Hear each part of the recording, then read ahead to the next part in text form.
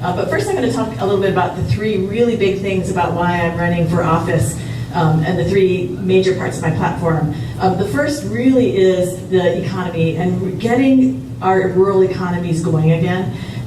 We've seen, and I passed out these fact sheets to you guys today to think about what does it mean to work in this district, and what kinds of work are people really doing now, and how that's really changed from the old days when we had logging and a lot of natural resource. We're kind of a little bit like that Rust Belt. We have a lot more jobs in government and in healthcare now than any other industry.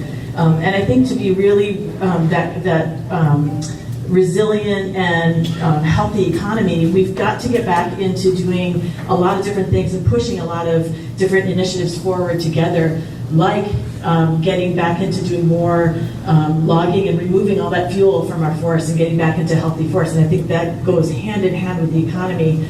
We need to really do a great job with our tourism, especially in our small counties. Our small counties are really hurting for jobs, and we need to do more to support the tourism. And that's where national parks and natural features really come in to support why people want to be out in the forests today.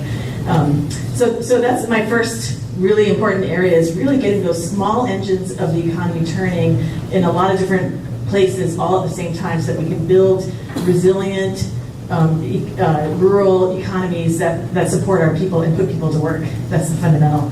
The second thing I want to talk to you briefly about is how that then ties back into infrastructure, and particularly our water here in this area that affects what happens in the rest of California. But also things like, in order to work, making sure that we have information infrastructure. We really need to have good internet that actually works. We've got a lot of companies out there claiming to provide us with internet. The big telecom companies want to just take us into, they want to redefine what high speed is to be your basic cell phone service, your data plan on your cell phone service, and then they're going to clap their hands together and say, we're done.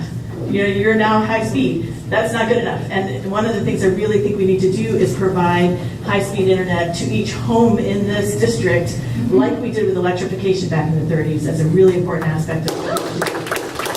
Internet's really a big issue for us.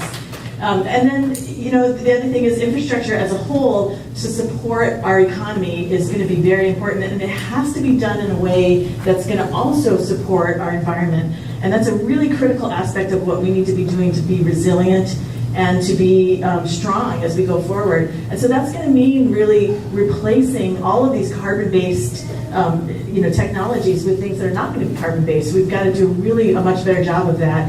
And that's also going to protect our watershed. And it's very important for us to get into a space where we're thinking about our energy coming from non-carbon sources. We happen to have a ton of extra biomass in our forests, and we need to bring all that out and start thinking about how we're going to make that our next plastic. Believe it or not, we can do that. We can actually take all of this biomass and process it and find ways to make it into plastic and get rid of all that petrochemical stuff forever. And that's going to take us out of that carbon loop. So that's the infrastructure part of what I'm talking about.